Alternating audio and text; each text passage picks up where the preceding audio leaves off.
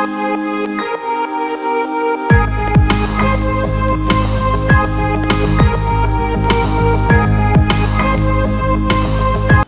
વિદ્યાર્થી મિત્રો, Saraswati group of education દ્વારા ચાલતા આ ઈ લર્નિંગ પ્રોગ્રામમાં હું બ્રિજેશ સાકરેજા ફરી એકવાર આપ સૌનું હાર્દિક સ્વાગત કરું છું.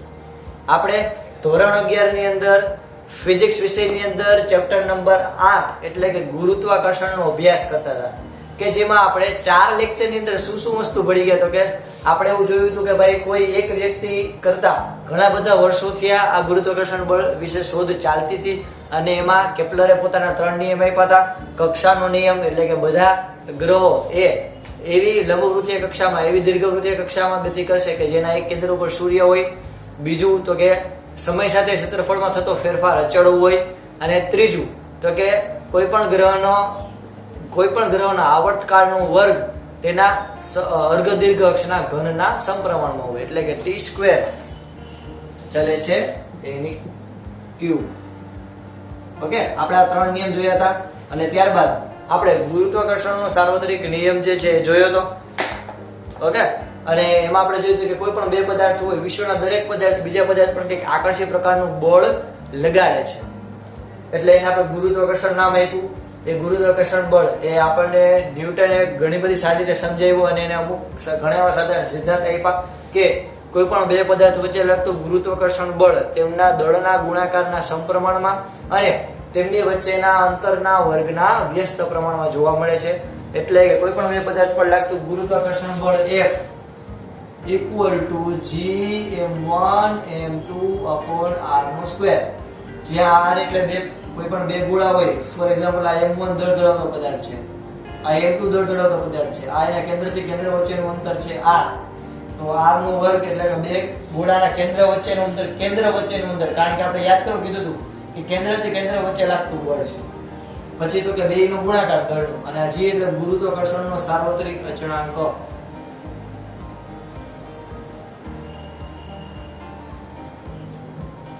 ક્લિયર થયું? ઓકે, ચાલો આપણે આમાં સ્ટાર્ટ કરીએ.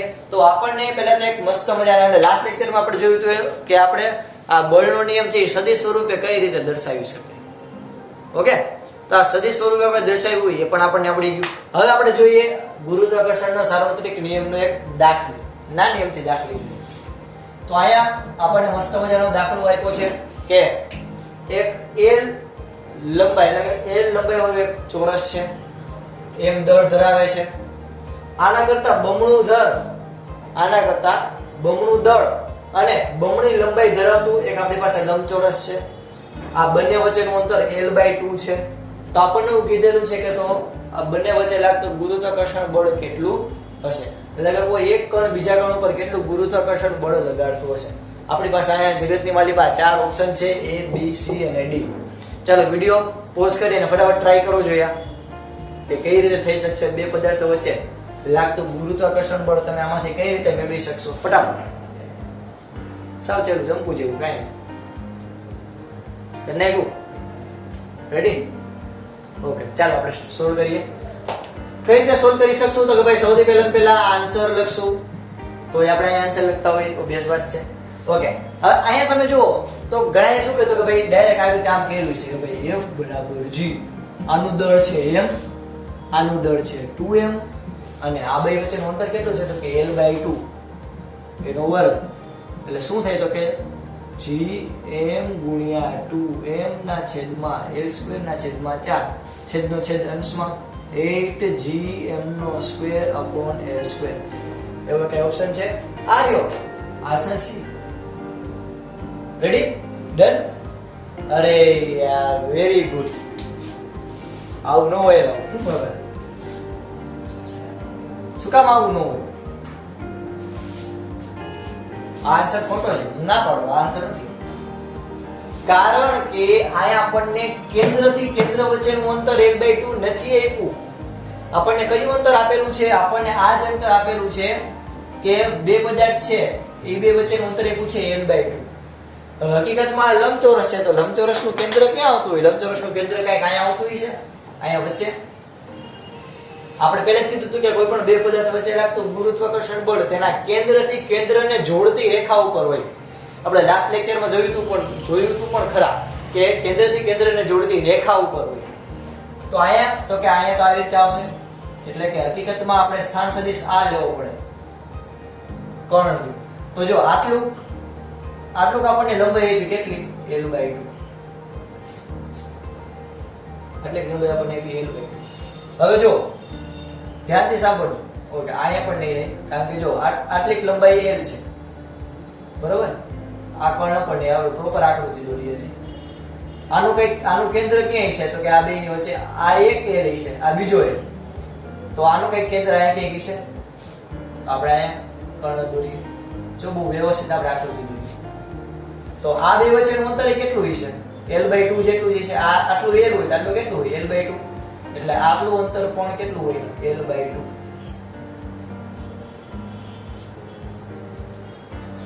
હવે આ કેવો ખૂણો થયો, આ જો કાટકોણ ત્રિકોણ થયો, કાટકોણ ત્રિકોણ. આને હું ઝૂમ કરું તો હું કહી શકું આ l/2, આ l/2, આ કર્ણ આપણે શોધવાનું છે x. તો પાયથાગોરસનો પ્રમેય અહીંયા વચ્ચે 90 ડિગ્રી. આપણે શું લખી શકશું તો કે x નો સ્ક્વેર ઇક્વલ ટુ l/2 નો સ્ક્વેર પ્લસ l/2 નો સ્ક્વેર. ઓકે, આમ કહી શકશું કે નહીં? અરે યાર, આનું અંડર રૂટ આવશે ને. ઓકે, r બરાબર આનું અંડર રૂટ, એટલે કે x બરાબર આનું અંડર રૂટ.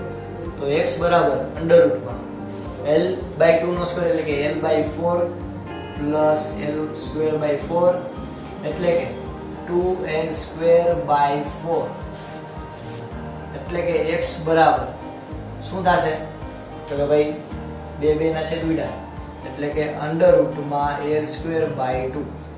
અને આપણે બહાર કાઢીએ તો x બરાબર તમને શું મળશે, x બરાબર તમને મળશે રૂટ તો આપણે કાઢી નાખ્યું l/√2.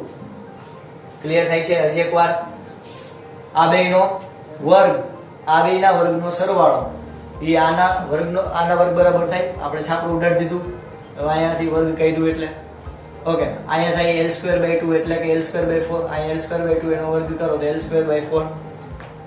બેનો સરવાળો તો કે 2l²/4 છેદ ઉડાડ્યા l²/2. ઓકે, આપણે ઉપરથી આ છાપરું કાઢી નાખી તો શું વધશે તો કે l/√2.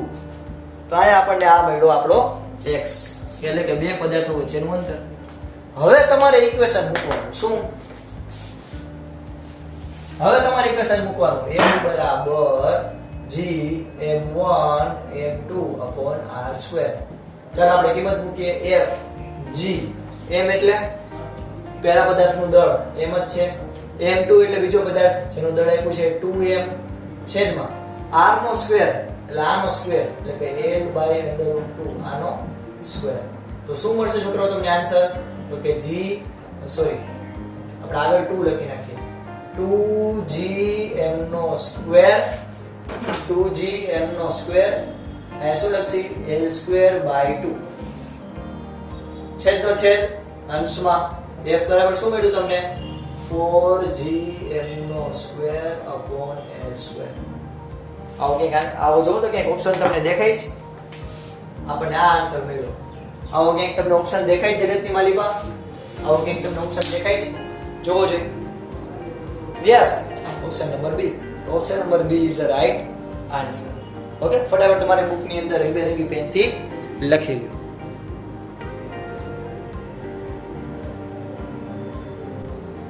ચાલો હવે આપણે ભણીશું સંપાતપણાનો સિદ્ધાંત.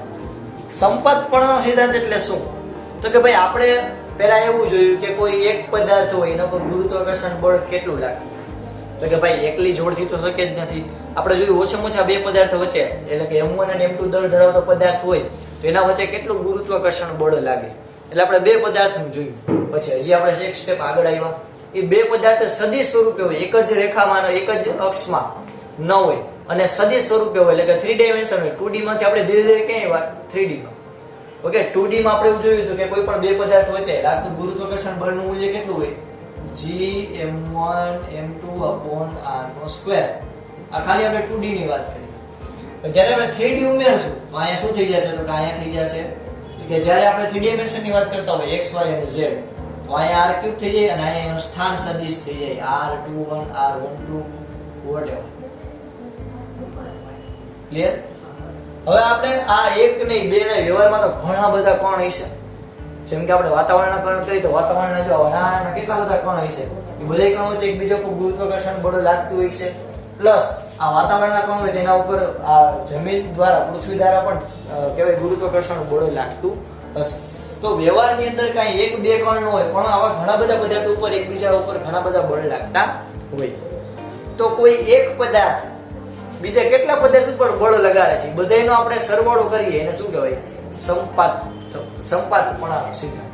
એટલે સંપાતપણાના સિદ્ધાંત એટલે એમાં આપણે શું કહીશું કે આ કોઈ એક પદાર્થ છે, કોઈ એક કોણ છે એ બીજા કેટલા પદાર્થ ઉપર બળ લગાડી શકે છે. ફોર એક્ઝામ્પલ અહીંયા હું m1 દળ ધરાવતો પદાર્થ લઉં, m2 દળ ધરાવતો પદાર્થ લઉં, m3 દળ ધરાવતો પદાર્થ લઉં, m4 દળ ધરાવતો પદાર્થ લઉં, m5 દળ ધરાવતો પદાર્થ લઉં અને અહીંયા આપણો વચ્ચે એક રાખેલો છે mn દળ ધરાવતો પદાર્થ. તો આ mn દળ ધરાવતો પદાર્થ છે એ આના ઉપર કેટલું બળ લગાડે? m4 કણ ઉપર. m1 દળ ધરાવતા પદાર્થ ઉપર કેટલું બળ લગાડે? આના ઉપર કેટલું બળ લગાડે? આના ઉપર કેટલું બળ લગાડે? આના ઉપર કેટલું બળ લગાડે? તો શું કરશે આપણે? તો કે આપણે આ બધા ઉપર કેટલું બળ લગાડે આપણે ગોતવું હોય તો આપણે શું કરશું?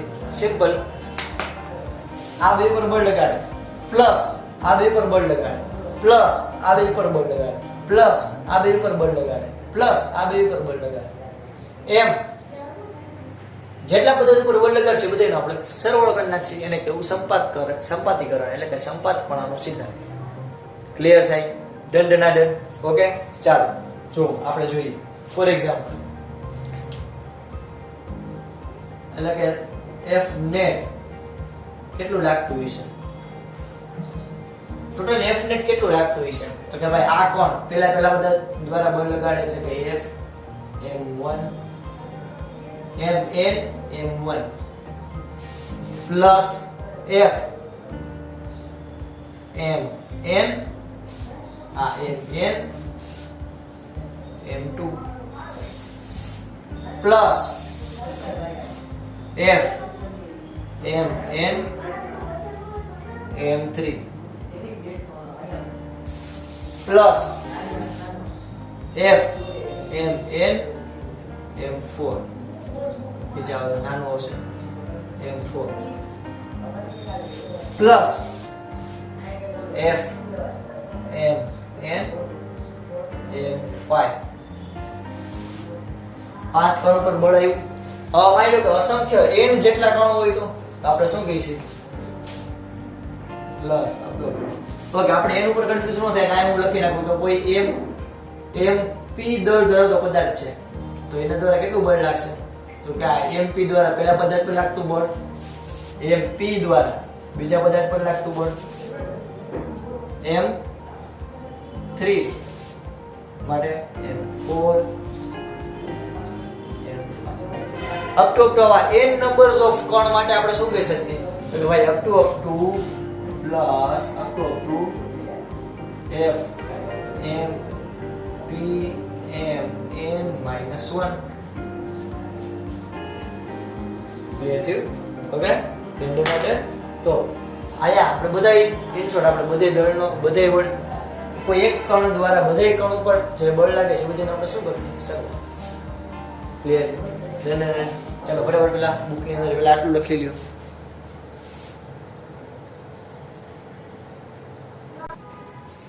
ચાલો, તો આ જે સંપાતપણાનો સિદ્ધાંત છે એટલે કે કોઈ એક કણ ઉપર એવું ન હોય કે આપણા ઉપર એક જ બળ લાગે છે, આપણા ઉપર ઘણા બધા પ્રકારના બળ લાગતા હોય. ઓકે, ઉપરથી આપણે વાતાવરણનું પ્રેશર આવતું હોય, ગુરુત્વાકર્ષણ બળ લાગતું હોય, પણ અલ્ટિમેટલી કંઈક એવી પ્રક્રિયા થાય નેટ અમાઉન્ટ કેવું રહે? શૂન્ય રહે. એવી રીતે કોઈ એક કણ હોય એના ઉપર કોઈ એક જ બળ ન લાગતા ઘણી બધી દિશામાંથી બળ આવતા હોય. ઓકે, જેટલા નંબર્સ ઓફ કણ વધારે હોય એટલું બળ વધારે લાગે તો પણ એની નેટ અમાઉન્ટ હોય છે. ઓકે, એ તમને કેવી રીતે મળશે? તો કે આપણે સંપાતપણાના સિદ્ધાંત દ્વારા જોઈએ. તો આપણે એને સારી રીતે કેમ લખી શકાય? તમને એક્ઝામ પ્રશ્ન પૂછે કે ગુરુત્વાકર્ષણ માટે સંપાતપણાનો સિદ્ધાંત સમજાવો. આ 3 માર્કમાં વિદ્યાર્થી મિત્રો આઈએમપી ક્વેશ્ચન છે તો આપણને આટલું લખવું ફરજિયાત છે. ઓકે, આટલું જ લખવાનું છે. અને મેં જેવી રીતે લખાવ્યું રંગબેરંગી પેનથી, બસ આટલા જ પોઈન્ટ તમારે લખવાના. ઓકે, કોઈ એક કણ પણ ઘણા બધા કણોના કારણે લાગતું ગુરુત્વાકર્ષણ બળ, આ કોઈ એક કણ પર ઘણા બધા કણને કારણે લાગતું ગુરુત્વાકર્ષણ બળ એ કણના કારણે લાગતા ગુરુત્વાકર્ષણ બળના સદિશ સરવાળા જેટલું. શું કીધું? સિમ્પલ. હાવ કાઠિયાવાડી ભાષામાં, આર્ટિકલ કાઠિયાવાડી ભાષામાં આપણે કહીએ તો શું? તો કે આ કણ ઉપર આ બધા પદાર્થ બળ લગાડશે, એટલે કે આ કણ જે છે એના ઉપર આ બધે પદાર્થ કેટલું બળ લગાડશે? તો કે ભાઈ જેટલું આ કણ આ બધા પદાર્થ ઉપર લગાડે. આઈ રિપીટ, આ M1 કણ છે ફોર એક્ઝામ્પલ આપણી આકૃતિમાં, આ M1 કણ ઉપર આ બધા પદાર્થ આ M2 M3 અને M4 એ જેટલું બળ લગાડશે એટલું જ બળ આ M1 દળ ધરાવતો પદાર્થ આ બધા ઉપર લગાડશે. અલ્ટિમેટલી હાબે હાબુ વટક વારી દેશે. એટલે કોઈ એક કણ પણ ઘણા બધા કણોને કારણે લાગતું ગુરુત્વાકર્ષણ બળ એ કણના કારણે લાગતા ગુરુત્વાકર્ષણ બળના સરવાળા જેટલું. એટલે કે આના ઉપર આના દ્વારા લાગતું બળ પ્લસ આના દ્વારા આના ઉપર લાગતું બળ પ્લસ આના દ્વારા આના ઉપર લાગતું બળ પ્લસ જેટલા કણો હોય એ ઉમેરતા જવાના. એટલે બધેનો સરવાળો થાય એટલું કોઈ કણ પર બળ લાગતું હોય. ચાલો એના માટે આપણે મસ્ત મજાની આકૃતિને ધ્યાનમાં લઈએ. તો આયા આપણને એવું કીધેલું છે એક ચાર દળ ધરાવતા પદાર્થ આપણે લીધા છે M1, M2, M3 અને M4. M1 પદાર્થને આપણે જ્યારે ધ્યાનમાં લઈએ તો M1 થી આ M2 દળ ધરાવતો પદાર્થ, આ M3 દળ ધરાવતો પદાર્થ અને M4 દળ ધરાવતો પદાર્થ. હવે આ M1 અને M2 વચ્ચેના સ્થાન સદિશ કેમ મળશે? તો કે R12 અને બીજી રીતે આપણે લેક્ચરમાં જોયું છે -R21 તરીકે પણ દર્શાવી શકાય.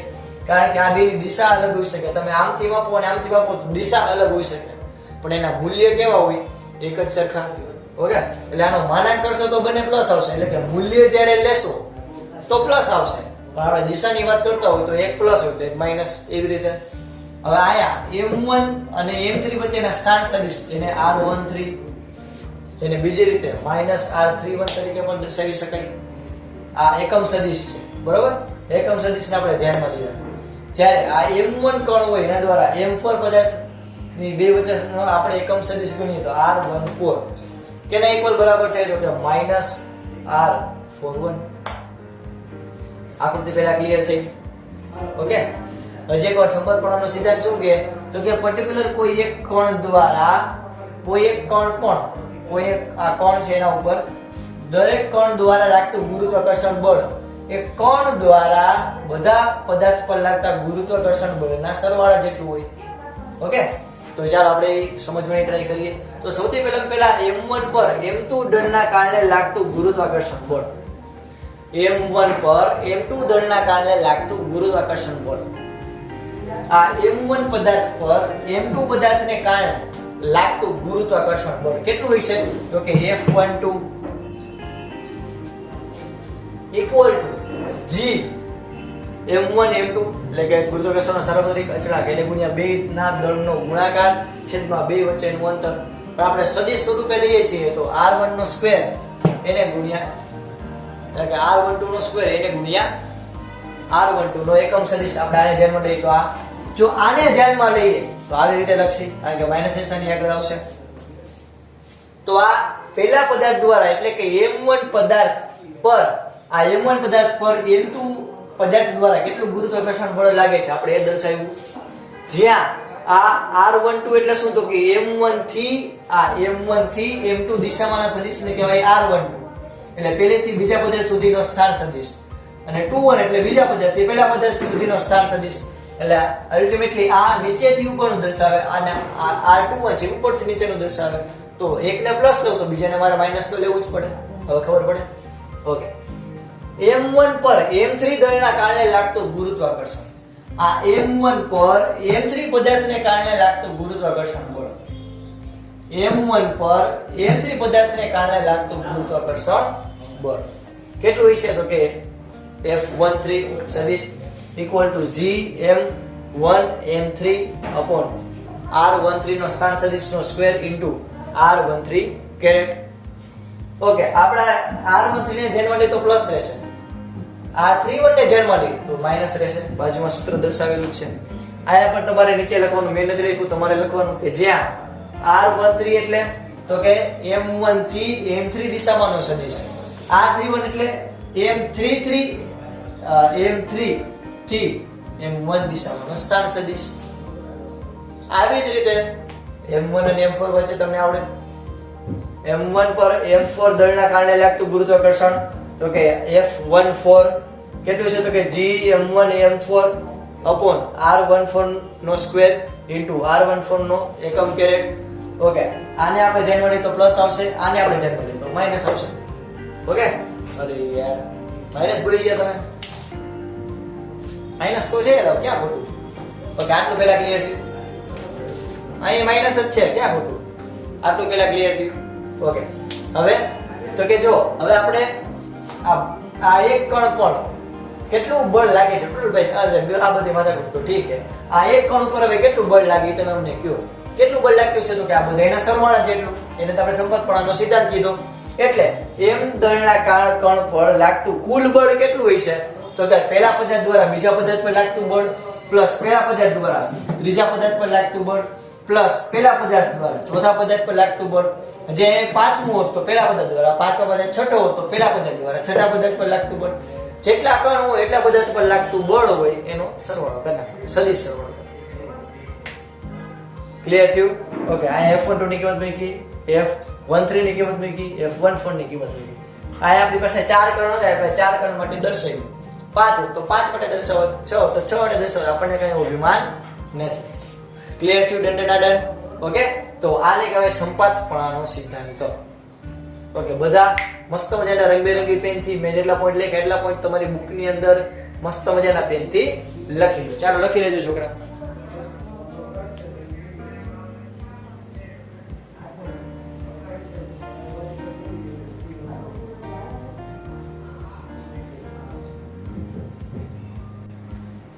ઓકે, બીજા આપણે એક અમુક પોઈન્ટ નો આપણે ધ્યાન રાખશું. સૌથી પહેલો પોઈન્ટ તો કે ગુરુત્વાકર્ષણ બળ છે એ ક્યારેય વિસ્તૃત પદાર્થો હોય એના ઉપર આપણે લાગુ પાડી શકતા નથી.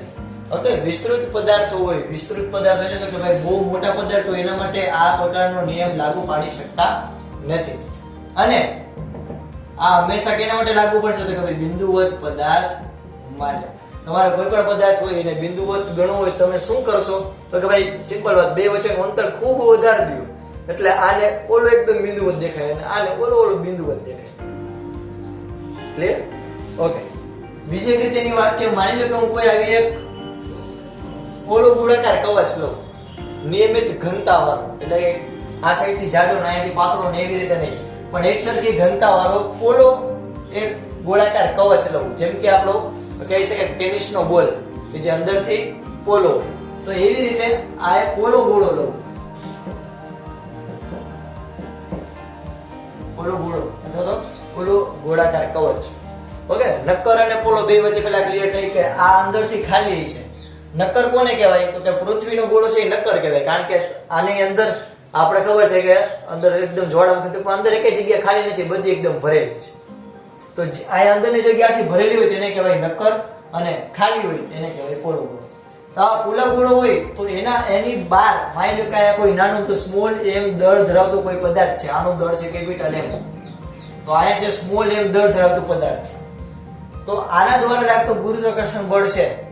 હવે તમને આમાં પ્રશ્ન છે કે આમાં તો આ કણે લગાડશે, આ કણે લગાડશે, આ કણે લગાડશે, આ કણે લગાડશે, પણ હકીકતની અંદર આ આખું જે પોલો ગોળાકાર કવચ હશે, તમે જે દ્રવ્યમાન કેન્દ્રવાળા ચેપ્ટરમાં ભણશો કે આ આખા જે પોલો ગોળાકાર નિયમિત ઘનતા વાળો પોલો ગોળો હોય એનું જે દળ હોય ને એ કેન્દ્રમાં કેન્દ્રિત થયું હોય ને એવું લાગે, એટલે કે આનું સમગ્ર દળ હોય ને અહીંયા કેન્દ્રિત થયું હોય ને એવું લાગે.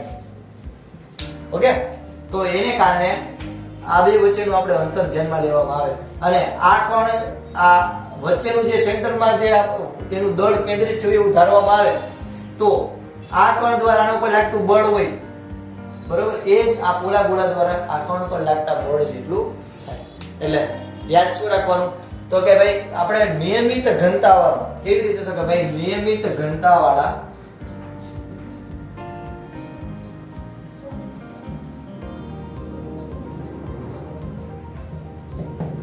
નિયમિત ઘનતા ધરાવતો પોલો ગોળો લઈએ તો આ પોલા ગોળાનું આખું દ્રવ્યમાન કેન્દ્ર, પોલા ગોળાનું દળ એ સમગ્ર દળ કેન્દ્રમાં કેન્દ્રિત થયું હોય એવું લાગે કે જેને કારણે કેન્દ્ર દ્વારા આ જે બહાર રહેલા સ્મોલ એમ દળ ધરાવતો પદાર્થ પર લાગતું ગુરુત્વાકર્ષણ બળ આ રીતે ગણતરી કરી શકાય છે. બીજો અગત્યનો પોઈન્ટ તો કે આ પોલો ગોળો હોય એની અંદર કેટલા બધા કણ આવેલા હોય તો આ પોલા ગોળાની અંદર કોઈ પણ હવાના કારણે કે કોઈ પણ હોય એના દ્વારા લાગતું ગુરુત્વાકર્ષણ બળ કેવું હોય? શૂન્ય. કારણ કે સામસામેની અસર શું કરે? ના. ઓકે, ફોર એક્ઝામ્પલ માની લો કે આપણે અહીંયાથી આના એક સરખા ભાગ કરીએ તો ઉપર માની લો ઉપર 50 કણ હોય તો નીચે 50 કણો જોઈએ તો શું થઈ જાય? બે બીજાની અસર શું કરે? નાબૂદ કરે. ક્લિયર થયું? ઓકે, આ બે પોઈન્ટ પેલા ક્લિયર થયા. તો ચાલો આપણે એક એક્ઝામ્પલ જોઈએ મસ્ત મજાનો. ઓકે, સંપાતપણાના સિદ્ધાંત આપણે હમણાં જ ભણ્યા, બરોબર? આ ઉપરથી આપણે એક મસ્ત મજાનું એક્ઝામ્પલ કરીએ. ઓકે, આ એક્ઝામ્પલ ની અંદર આપણને એવું કીધેલું છે, આપણને 3 બોલ આપેલા છે. ક્યાં ક્યાં? તો એક તો છે આ એક સ્મોલ એમ, બીજો સ્મોલ એમ અને આ છે 2m ડબલ દળ ધરાવતો ગોળ. તે આપણને 3 ગોળ આપેલા છે. ત્રણેય વચ્ચેનું અંતર કેન્દ્રથી કેન્દ્ર સુધીનું ત્રણેય વચ્ચેનું અંતર સરખું છે, a અને a. ઓકે, આપણને શું કીધું તો કે હવે find the net force on mass m, એટલે find the net force on mass m and 2m. આ m અને 2m ઉપર, આ આપડા m અને 2m ઉપર અથવા તો આ m અને આ 2m ઉપર કેટલું બળ લાગશે, ટોટલ કેટલું બળ લાગશે આપણે શોધવાનું છે. એટલે આ સંપતપણાનો દાખલો થયો. ઓકે, આપણને 4 ઓપ્શન આપેલા છે. ઓપ્શન A છે, ઓકે, એક જ મિનિટ, આપણને એવું રકમ જ કીધેલું છે કે m અને 2m ઉપર ફોર્સ કેટલું છે એ ગોતવાનું કીધું. m ઉપર ટોટલ લાગતું બળ કેટલું છે? તો કે m ઉપર ટોટલ લાગતું બળ છે x g(m²/a²) અને F2m પદાર્થ પર લાગતું ટોટલ બળ કેટલું છે? તો કે y g(m²/a²). તો આપણે શું કીધું તો કે ફાઇન્ડ x અને y. તો આ x અને y કર્યું છે. તો આપણે ફાઇન્ડ અહીંયા કાઢીએ. The net force on mass m અને 2m is આ. તો વ્યાકરણમાં ચેન્જ કરી નાખીએ. ઓકે, x અને y શોધો. આપણને 4 ઓપ્શન આપેલા છે. a 2√37, b √3, 2√7, c 2√7 અને 3 અને d √7 અને 2√3. આપણને 4 ઓપ્શન આપેલા છે. ઓકે, વિડિયો પોઝ કરી અને બધા ફટાફટ જોવો જોઈએ શું આન્સર આવી શકશે, તમને શું લાગે છે. ચાલો ટ્રાય કરો.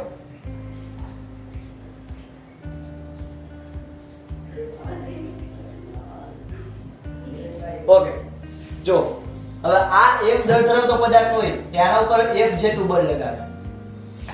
આના ઉપર એ f જેટલું નહીં પણ આ દળ વધારે હોવાને કારણે 2f જેટલું બળ લગાડતો હોય છે, બમણું બળ લગાડતો હોય છે. ઓકે, તો આપણે શું લખી શકીશું તો કે ભાઈ નેટ અમાઉન્ટ એટલે કે આ પહેલા કિસ્સા માટે આ સ્મોલ m દળ ધરાવતો પદાર્થ આ બાજુ f જેટલું બળ લગાડે અને આ બાજુ 2f જેટલું બળ લગાડે. આ બે વચ્ચેનો ખૂણો કેટલાનો થાય? 60. આ બે વચ્ચેનો ખૂણો પણ થાય 60 અને આ બે વચ્ચેનો ખૂણો પણ થાય 60, કારણ કે આ વિગતમાં આવી રીતે આમ આવેલું છે ને આમ. એટલે ઓકે, તો નેટ અમાઉન્ટ કેટલું થાય? f net. તો કે આનો સદિશ સરવાળો, કારણ કે એક આમ જાય એક આમ જાય, તમે સદિશમાં ભેળા કોઈ એક વેક્ટર આમ હોય એક વેક્ટર આમ હોય તો કેવી રીતે તમે સોલ્વ કરી શકો? તો કે ભાઈ a² + b². ભેળા તમે અહીંયા a હોય ને અહીંયા b હોય તો તમને રિઝલ્ટન્ટ કેમ મળશે a square plus b square plus 2ab cos theta. ચાલો સરળ વગર આમાં કિંમત મૂકી દઈએ. આને આપણે એક ને આપણે એક કહીએ, એક ને બે કહીએ. તો જો આ એક દ્વારા લાગતું બળ છે f સ્ક્વેર, બીજા દ્વારા લાગ્યું છે 2f નો સ્ક્વેર પ્લસ 2 કૌંસમાં 2f f અને cos 60. કિંમત મૂકીએ. Under f square plus 2f square એટલે કેટલું થાય કે ભાઈ f સ્ક્વેર પ્લસ 4f નો સ્ક્વેર પ્લસ 4f નો સ્ક્વેર cos 60 એટલે 1/2. ઓકે 1/2 કેન્સલ એટલે અહીંયા શું આવશે તો કે બગડો. ખબર પડે ને આપણી સ્પીડ. હવે તો ટોટલ કેટલું થયું તો કે 7f નો સ્ક્વેર.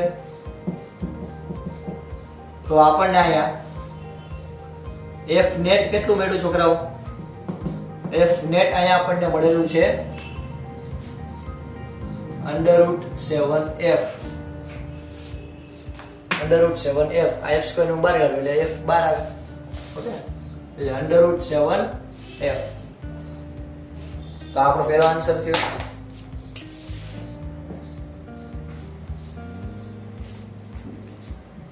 √7f. તો આ પહેલા પદાર્થ પર કેટલું બળ લાગતું છે? આ m દ્વારા કેટલું લાગતું બળ છે? f એટલે તો કે g m² / a². આ કેટલું લાગતું છે? √7. ઓકે ચાલો હવે બીજા માટે આપણે વાત કરીએ. બીજા માટે તમે હવે ટ્રાય કરી જોજો આવી જ રીતે. બીજા માટે તમને શું લાગે શું આવતું છે?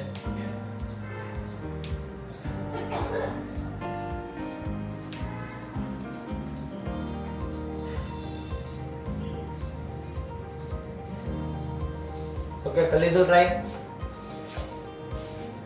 આપણને ચાર ઓપ્શન આપેલા છે 1 2 3 ને 4. x આપણને કેટલો મળ્યો? √7. એક જ ઓપ્શન છે એટલે આપણો આન્સર ડી સાચો. હોમવર્કમાં તમારે આ બીજા માટે એટલે કે આપણે આના માટે ગોત્યું, આના માટે તમારે 2m માટે તમારે ગોતવાનું. કઈ રીતે આવશે હિન્ટ આપી દઉં છું. અહીંયા m દળનો પદાર્થ હતો, અહીંયા m દળનો પદાર્થ હતો, અહીંયા 2m દળનો પદાર્થ હતો. તો આના દ્વારા લાગતું બળ કેટલું હતું? તો કે આના દ્વારા લાગતું બળ હતું f, આના દ્વારા લાગતું બળ હતું f અને અહીંયા પણ લાગતું બળ હતું f. કઈ રીતે આવશે? f નેટ બરાબર √f² plus f² plus 2f cos theta એટલે cos 60. તો કેટલું આવશે? √3f નો સ્ક્વેર.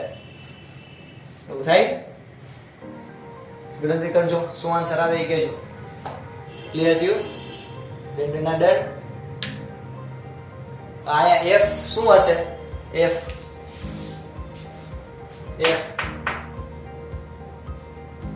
કાય ક્લિયર કરી દો. f શું હશે? તો આપણે કિંમત મૂકવાનું.